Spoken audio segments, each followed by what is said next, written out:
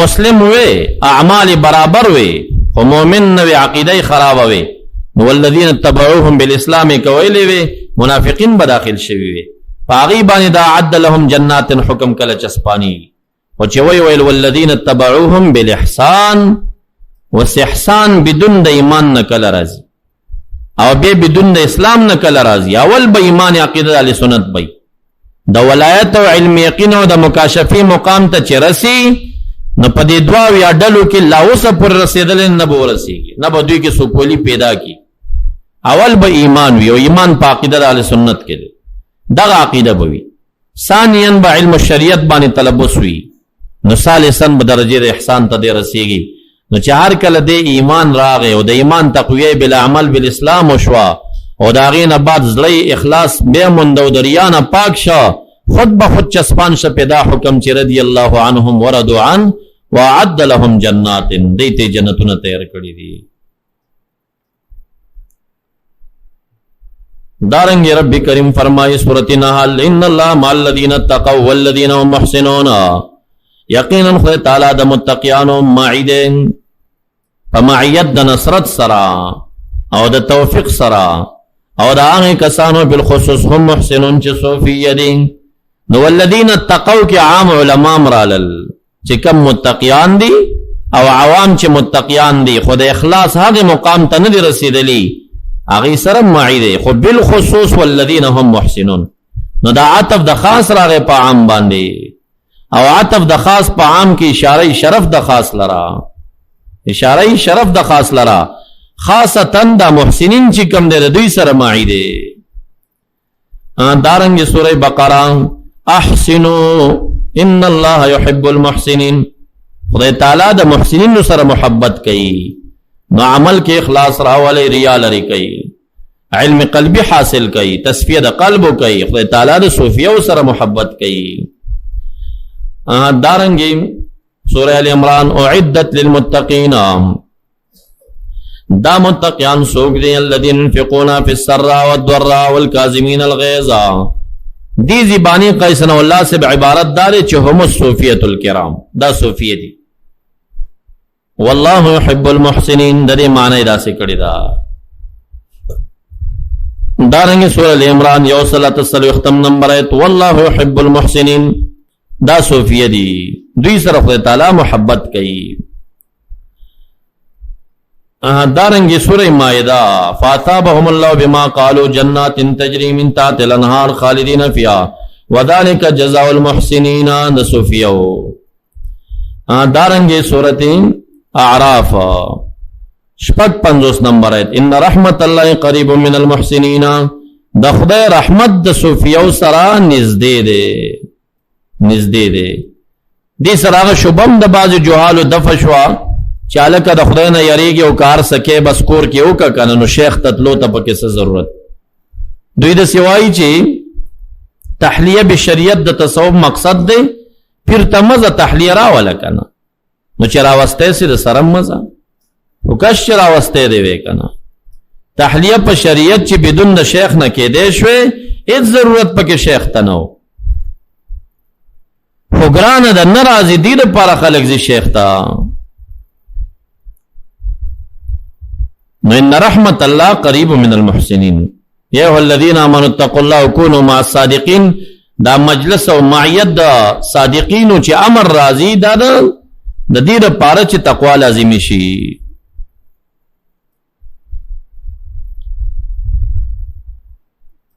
نو دلته رحمت قریب د محسنین سره ان الله لا يضيع اجر المحسنین صوفیہ ته اشاره ده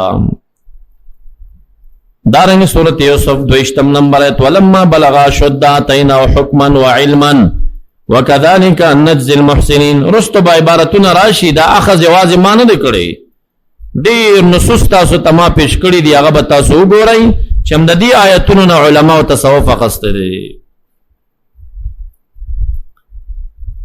دارنګ سورہ عنکبوت والذین جاهدوا فینا لنهدینهم سبلنا وان الله لمع المحسنین دې باندې تفسیر راجحه داده چې دا آیت مکی دی نازل دی مخکې د فرضیت د جهاد نه بعضی کم مفسرین دا عام کړی دی جهاد سیفی مع الکفار تم شامل کړي دی او جهاد مع النفس تم شامل کړي. دا ډېر لږو مفسرینو.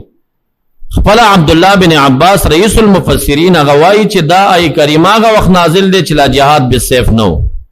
نو دا جهاد والذین جاهدوا فینا جاهدوا فی معرفتنا، کوشش کی په معرفت زمون کی، یا جاهدوا فی اتباعنا مع نفسه لنهدینهم سبل معرفتنا، زمون د خپل معرفت لارې ورته مون خایو. وان الله لمع المحسنین، د صوفیو سره دی. دارنګ سورہ صافات 98 نمبر آیت. ترکنا لی فی الاخرین، مانا صدا ترکنا ثناء حسنا فی الباقین، دخل کو پجب من صفتنا پر خدل سلام پر خدا. سلام علی نوح فی العالمین انا کذالک نجزی المحسنین، دغه بدل من صوفیو تورکو چې د دنیا نه لاړ شي د باقی خلکو پجب من صفتنا اچو، او دا یقیني شوی ده. داس صوفیو ګوري د هغې باندې مزارات او د هغې ذکرونه د هغې یادونه چې دا خلق کوي خدای تعالی د هغې په ژبو اچولې ده. دارنګې سورې صافات کې وایي ترکنا علی فی الاخرین سلام علی ابراهیم کذالک نجزی المحسنین. دارنګې سورې صافات کې بیا ترکنا علی ما فی الاخرین سلام علی موسی و هارون انا کذالک نجزی المحسنین. دا اشاره چاته ده؟ ترکنا علی فی الاخرین تدا مون سنا حسن پا باقینو کے پری خدا دا موسیٰ علیہ السلام دا ہارون علیہ السلام دا چه رست نسل کے دا غی پا جب مون صفتو نگدو دا صفت مختص بالانبیاء ندے دغا بدل مون صوفیو تمورکو. دارنگی سلام علی الیاسین انا کذالک نجزی المحسنین. دا طول نصوص دا قرآن عظیم شان کی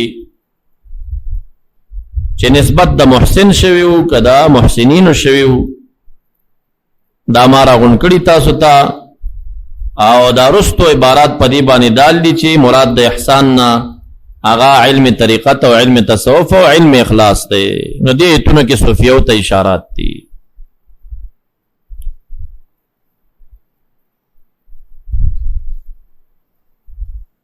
دا غاول آیتونه چې په مضمون د محسن او د محسنون باندې د هغې نه اخذ د علم طریقت کې ده او علماو کړي.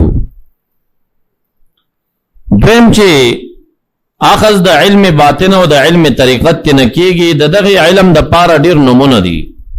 علم الاسرار مرتوی، علم مکنون مرتوی، علم الطریقت مرتوی، ځکه طرق اربعه لري د حصول لپاره.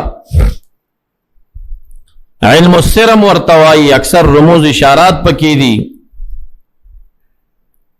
علم باطن مرتوی، امور خفی لري، لقائب اغا لطائف باطن لري. علم احسان او علم اخلاص او علم مکاشفه دغه ټول نومونه باندې دا علم مسما دی.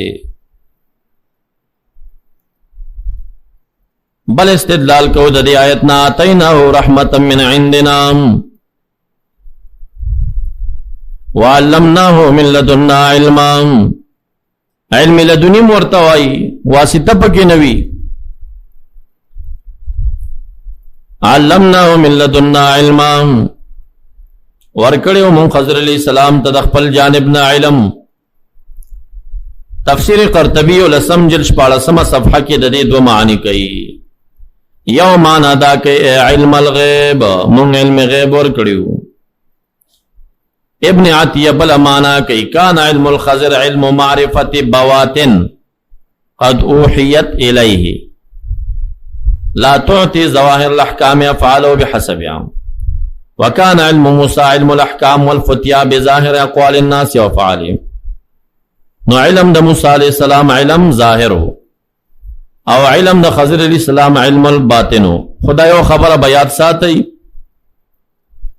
دا دلتا جوحال بازی پیران دی اغوی دلتا دا سمانات جوڑی چگین موسیٰ علیہ السلام دا علم باطن نا خبر نو. نا علم باطن دو شق لري.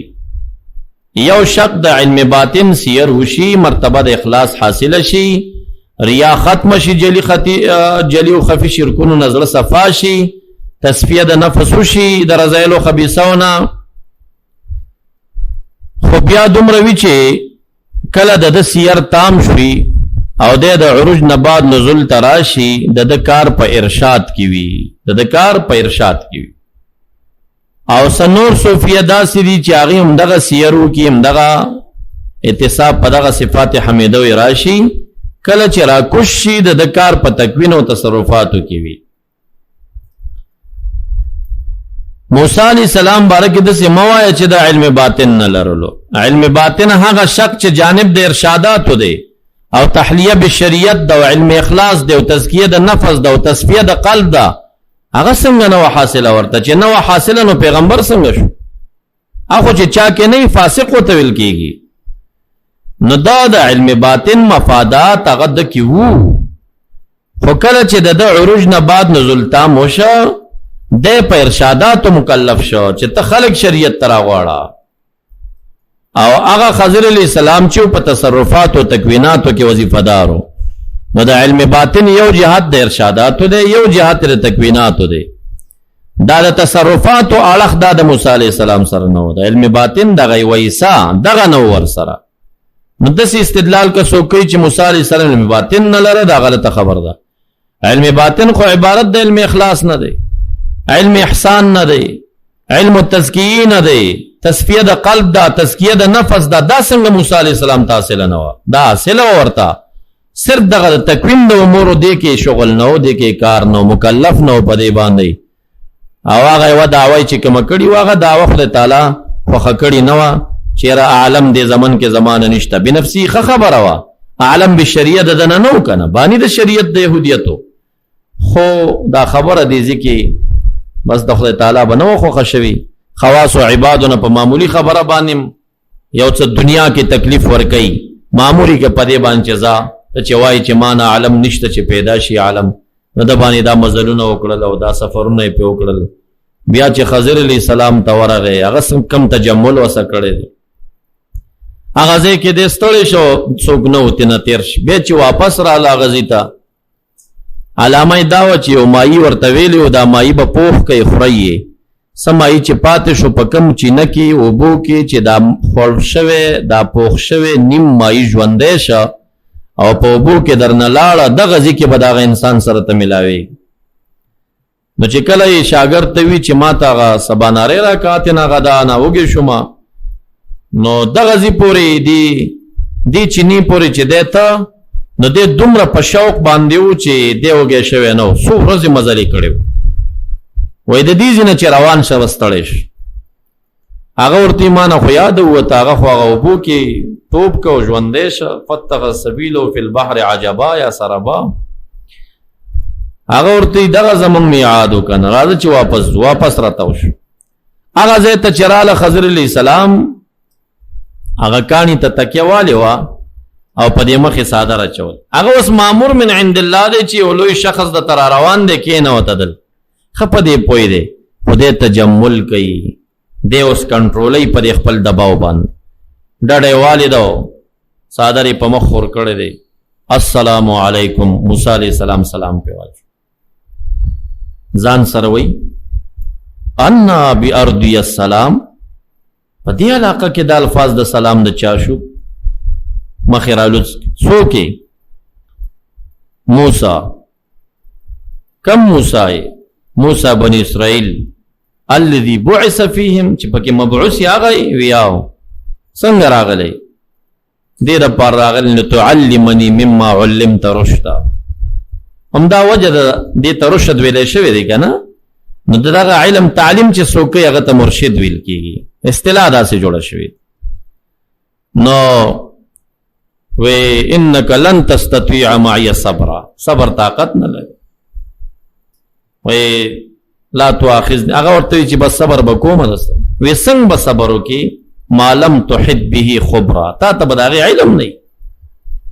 نبی هغه امتحانونه پدری وکړل هغه کې د ټینګ نشه او زکه ټینګ نشه دا حق ددو صاحب د شریعت او کارونه دغه ټیم سره د په نظر خلاف کاریدل چې د نوې من کړي چا به من کولې مقام د موسی علیہ السلام زرها چند د خضر علیہ السلام نه بهتر دی ځکه خضر علیہ السلام څوک نبی غني څوک ولی غني که ولی شي نو څومره بهتر شو که نبی شم د تنش راتلې ذکر د امتی دی د امتی دی دغه وخت صاحب د شریعت دی په د علم باطن په دغه یو شک کې چې تکوین د سره نو دا ځان ته علم د نو ور کړی خالق د په دې مکلف نو. نو دغه واقعات تاسو قران کریم کې اول نه اخره پورې وګورئ خپل هیڅ شواهد د علم باطن ته ضرورت نه پیدا کیږي خپل سره پويږي چې علم مکنون شته دي چې پاغي کوم صاحبات لګیا دي دا خو لاغه یو شق دی چې هغه د تکوین دی هغه جانب د ارشاد ته چرآش هغه کې بیا ډېر لوی مخلوق لګیا دی.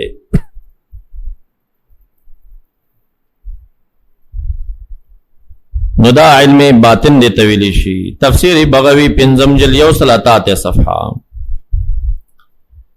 علمنا من لدنا علما دې ترجمه کوي علم الباطن الهاما دا علم باطنو القاد تکیدا ولم يكن خضر نبيا عند اکثر اهل العلم. امام بغوی وی تفسیر اللباب د ابن عادل دغه مضمون ذکر کوي علمنا من لدنا علما علم الباطن. تفسیر ماوردی النکت والعیون دریم جلد 315 صفحه غم دا ذکر کوي علم الباطن الهاما. تفسیر العز بن عبد السلام اول جلد 620 صفحه. تفسیر بیزاوی دریم جلد 500 دا ټول دا ذکر کوي چې دا علم باطنو. بیزاوی سلی کی فإن موسى كان بحر علم الظاهر والخضر كان بحر علم الباطن. ویاغه د علم باطن بحر او موسی علیہ السلام د علم ظاهر بحر. تفسیر لباب د ابن عادل اول جلد 2915 صفحه کې لیکي واما عبارت عن علم الباطن یا دا عبارت د علم باطن نه دی وریاضت القلوبنا ففي القرآن من باحث هذا العلم ما لا يكاد يوجد في غيره. او دا علم باطن نصوص چې دی قرآن کریم کې دومره ډیر دي چې لابل کتاب کې نشته. قرآن کریم کې دومره ډیر دي چې لابل کتاب کې نشته دومره زیات نصوص دي په لکه دا آیت ته ګوره خذ العفو وامر بالعرف دا امر بالعرف چې کوم دي ته اشاره کوي یا دا ان الله یامر بالعدل والاحسان احسان نه خاص کوي دا طریقه ته اشاره ده الی غیر ذالک. تفسیر روح المعانی دریم جلد 65 صفحه کی هغه علما ظواهر باندې رد کوي چې کوم د تصوف نه لري پاتې دي. لیکي علم تر الذین یزکون انفسهم نګوري هغه کسانو ته چې پاکي نفسونه خپل كعلماء السوء من اهل الظاهر دا غبد علماء د علم ظاهر دي الذين لم يحصلوا من علومهم سوى العجب والكبر چې دایته د علم نه حاصل شي مگر عجب کبر حسد حقد وسائر صفات الرذيله بل الله يزكي من يشاء كالعارفين به الذين لا يرون لانفسهم فعلا. دا هغه معنا کړي کوم چې امام رباني صاحب ذکر کړي هغه وی صحیح صوفي دار چې شل کاله چپوږي فرشتہ قلم پورته نه کی او شل کاله بعد په خپل زړه ذوق کې ورته ځان د کافر نخ کا تخکارش ځکه وی کېدی چې کافر ایمان راوړي زما خاتمه خراب نشي دی ویریږي نه دی وی لا يرونا لانفسهم فعلا ځان د پاره بالکلیت څخه عمل غړي نه چې مام غني څخه عمل دا راضي ګوري دا دومره غالبيږي په تصوف کې په سړی باندې دومره چې بس هر څوک په خپل ځان باندې علم لري چې څوک صوفي هغه ته پته وي دا صحت تورسيږي چې په دغه تمام بازار کې چې څومره فساق او فجار دي د خپل ضمیر کې چې ګوري ځان ورته کم ښکاری د خپل ځان سره. زه خو داسې مزتا سونه نه خبر الله اعلم او زما دا څومره مقتدیان دي چې زما خراواړو ما او دې کې کم شیخان دي دا منځونه ډیر کوي او داسې خلک دي سو زل ما ځان سره ویلي چې الله ناشکری د پاره نه وای مکاش کې د علم نه را کړي خو دغه خې انسان دغه توفیق د عبادت درا کړي چې ما د سي عبادت کولې لکه د فلانه شیخ چې نو دا په خپل ذوق کې دا تفوه او خلاص می ور باندې خلو خو زول دغه ناشکری لره مبزوي خپل په خزولم نه پکار دا د ذوقي حال د صوفي بوي او خپل زړه کې ورته انتهایی زیات دخل کو نه کم ښکاری دعوونه خو ډېر لري وي دعوون. روح المانی اتم جلد 343 صفحه کې ذکر کړي ما قال الامام غزالی فی الاحیاء اغدا ان علم الاخره قسمان، یو علم مکاشفه دی بل علم معامله. علم معامله علم د شریعت دی، علم مکاشفه علم د طریقت دی. اما علم المکاشفه فهو علم الباطن وهو غایة العلوم وهو علم الصدیقین والمقربین. اغا عبارت دے عن نور د یو نور د فیضنا چراغ کار کیږي فی القلب عند تطهیره کله چې دا قلب صفاش و تزکیته من الصفات المذمومه. بیان المعانی سلورم جل یوسل شپږ نوي صفحه کې دا علمنا من لدنا علما ترجمه کوي انه علم الباطن دا علم باطنو. وعلى هذا اکثر العارفین واهل العلم، اکثر عارفین و اهل علم پدې قائل دي.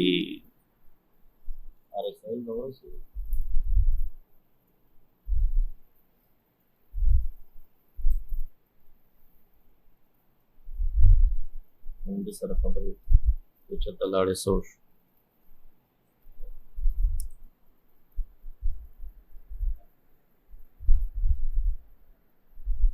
بات شو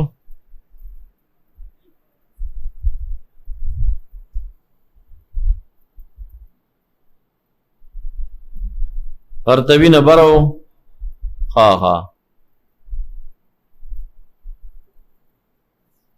خذ العفو وامر بالعرف دا زیاده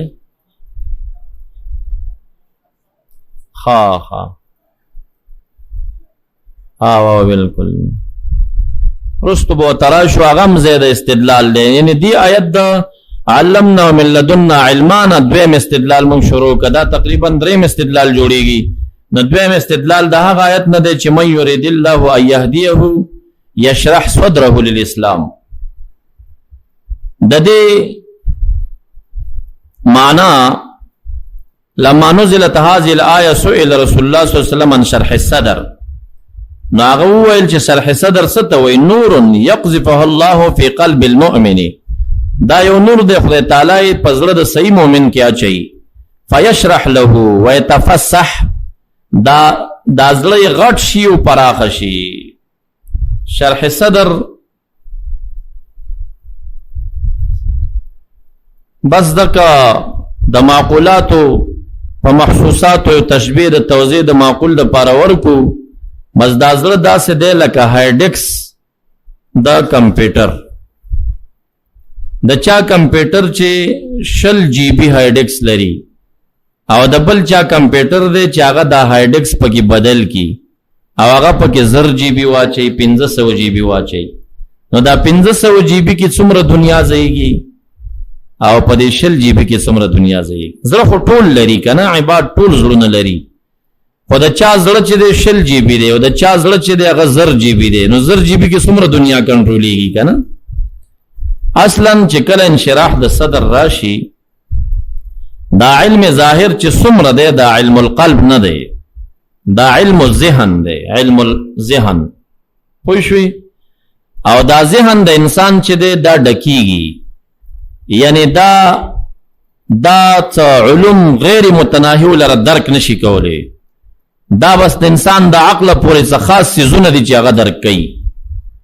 هر چې علم القلب دی هغه به داسې انشراح ده چې هغې کې دومره دنیا ځایږي چې څه ووایم تاسو ته. خو لنډ مثال به یې داسې درکړم لکه آدم علیه السلام علم آدم الاسماء کلها.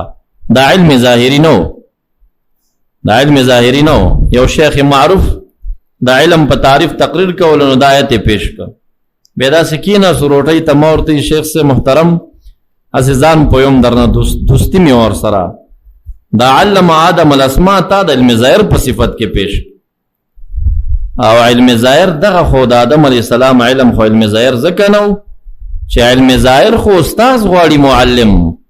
او آدم علیه السلام دلته تعلیم من الله کړی دی. دا علم خدای تعالی دته په قلب کې اچولی دی. دا خو علم قلب دی، علم ظاهر خو نه دی کنه. خندلې وي چې ته د خارخ ځای وي ته به یې ګرې هر شي کې به دې کاري. نو دا علم قلب دی. علم آدم الاسماء كلها، دا اسماء كلها کې سو تعبیر دی. یو تعویل دا دی اسماء ذریته الی یوم القیامه، قیامت پورې چې څومره اولاده او د دوی نمونه یې ورزده کړه. اوس عقل دې کار کوي دلته چې دا دې څوک زده کي؟ دا په علم ظاهر په علم ذهن کې درک کېږي نه درک کېږي؟ دا هغه د هغه درک کول پرېږده چې زما ستا ذهن یې لا نه راخلي چې هلکه د قیامته پورې دا دومره اولاده او د هغه نمونه. عقل ګوره ته متوجه که دې کار ته، زما ستا عقل درک نه کوي چې دا څنګه د هغه په ذهن کې راله. ګوره سړی انکار ته بالکل جوړېږي چې دا چېرته کېدی شي. خو چې هر کله نس نه ثابته شوه او دا علم د ذهن علم ظاهر نو علم د قلب او دا هغه انشراح د صدر وشو. چې انشراح د صدر وشو اوس د ټولې دنیا دا خلک راواخله، د ټولې دنیا دا خلک او د کمپیوټر د جی پی ورته غټه کا، دا غټېږي چې څومره ته غټه غټوه ورته، دا ورته غټه که د تمامې دنیا د انسانانو نمونه په کمپیوټر کې ځایږي. جی پی غټه که دا ځایږي باقی پر ایرپورټونو باندې چې کم کمپیوټر پرتی او دا تمام پاکستانی هر پاکستانی چې ورځي او دا نمبر یې سیو کې هلته نوم او د پلار او ټول ریکارډ پې راوړي. دا هغه ټول کمپیوټر کې پشمار 50 جی بي زیم نه نیول. لکه داسې امثله شو چې دی وخت کې مونږ انکار کوو سره د دې چې انګریز جوړ کړي سیسته عقیده ساتو، نو خالق د یو چا زړه څنګه نشي شرح کولی او څنګه نشي غټولی؟ نو دا شرح صدر دی، نو وایي دا نور دی. یقذفه الله فی قلب المؤمن فیشرح له ویتفسح کلو شي. دا زړه چې کلو شي دغلته نو بیا عقل کار نه کوي. ګوري ښه د نبي اکرم صلی الله علیه وسلم علم هم دغه علم شریعت مو خو علم د قلب مو. دغه علم د قلب کې دا د چې کوم مغیبات او اخبارات کړي دي او د دنیا حالات بیان کړي، دا مکاشفه ده علم قلب دی. دلته بیا ته نو چونچرا مه کوه چې دومره لري او دومره نه لري او دومره شته او دومره نشته. هغه بیا داسې علم دی چې انسان عقل هلته کار نه کوي. تفسیر مظهری دیت په شرح کې لیکي اول جلد مذکوره صفحه ده. وقالت الصوفیه العلیه السر واخفام خا دا خدا خمسه لطائف او حواله ما دلته ذکر کړی دا. دا نقشبندیان قلب او روح او سر خفی اخفا پنځه لطائف ورکوي. نو دی وی چې یعلم السر و اخفا، په دې کې علما د تصوف معنا دا کوي چې مراد د سر او اخفا نه لطائف دي. قالت الصوفیه العلیه السر و اخفا من المجردات الخمسه، پنځه لطائف نه دي. ترى بنظر الكشف فوق العرش، اصل یلته دی. وتتجلى برزات یان چې جرل د هغې په بدن د انسان کې تجلی کوي، چې قلب دی، روح دی، سر دی، خفي دی، اخفا دی. فالقلب دا محبت د تجلیات د ولایت آدمی علیه السلام، روح د ولایت نوحی علیه السلام او د ابراهیم علیه السلام، سر د ولایت د موسوی علیه السلام، خفي د ولایت عیسوی علیه السلام، اخفا لولایت المحمدیه علی صاحبها الف الف صلات متحیه. نو دا اوس داسې خبرې د محضر عام چرته دي، خو په صوفیه دي په خپل مجالسو کې چې وشي نو خیږي. دا ولایت آدمی د هغې د تجلیات و محبت په قلب کې دی، او دا نوحی او ابراهیمی ولایت تجلیات و محبت چې دی هغه روح دی، او دا ولایت موسوی تجلیات د انوارو هغه په سر کې دي، او د ولایت عیسوی په خفي کې دي، او د ولایت محمدی چې دی دا په اخفا کې دي. هغه نور دلته راځي. دلیل په دې باندې چې اخفا ولایت محمدی دی. نقشبندیان اخفا چرته ورکوي؟ د دې سر او د خفي په وسط کې لږ ښکته اخفا ورکوي، په دې ځای کې وسط الصدر کې. نبی اکرم صلی الله علیه وسلم فرمایي چې وضع کفه بین کتفی حتی وجدت برده بین صدی.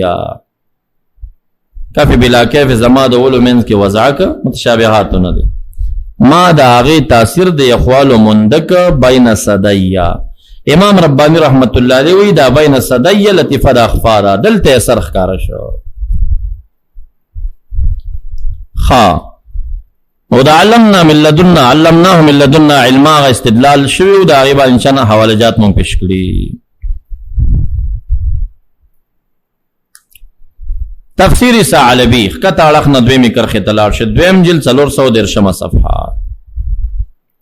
خضر علیہ السلام موسی علیہ السلام ته فرمائیں ان على علم من علم الله علمنيه لا تعلم يريد علم الباطن ما سه علم دې چې ته نه لري دا مقصد علم باطنو وانت لا علم من علم الله علمكه الله لا اعلمه يريد علم الظاهر دا علم ظاهر. تفسیر حقی پنځم جلد 1 صفحه. هغه کې د اعتراض دفقې چې هر د پیرانو دربارونه جوړ کړی دي دا څنګه دي. هغه وایي کدا اعتراض کې د پیرانو په دربار باندې نو بیا اعتراض وکا د علماء په مدرسه نو وایي یقول الفقير البناء اما لدرس العلم الظاهر واما لتعليم علم الباطن فاذا كان بناء المدارس من البدعه الحسنه فليكن بناء الخانقاه منها ايضا. بنا د خانقاه دغه رنګ داسه شو د بدعات حسن نشوا چې خانقاه دی جوړ شي. بعض جوحال دا وی کنه لکه دومره دربار ته څه ضرورت دی او دا غرو پښت ته څه ضرورت دی نه دا د کله په حقانیت د اعتراض کړي چې دا غرو پښت ته څه ضرورت دی دا بلډینګونو ته څه ضرورت دی نو چې دا د بدعات حسن نه دا چې اداره د علم ظاهر دا هغه اداره د علم باطن دا هغه د بدعات حسن نه دا ولی بل بناء اشرف لشرف معلومه بلکې وی د علم باطن خانقاه اشرف د مدارس نه ده ولی د شرافت د معلوم ده دنا په علم ظاهر کې ستا معلومات حلال او حرام دي او په علم باطن کې ستا معلومات څه شه ده معرفت د ذات د باری تعالی ده. امام ربانی رحمت الله علیه دا دلیل نیولې وی چې شرافت د علم د وجه د شرافت د موضوع نه وی او په علم باطن کې چې علم اخلاص ده علم مکاشفه او معرفت الله ده آغا د موضوع د علم ظاهر نه بهتر دی. بہرحال علماء ظواهر دي ته ترجیح ورکي علماء صوفیا غي ته ترجیح ورکي دواړه به شواهد لري.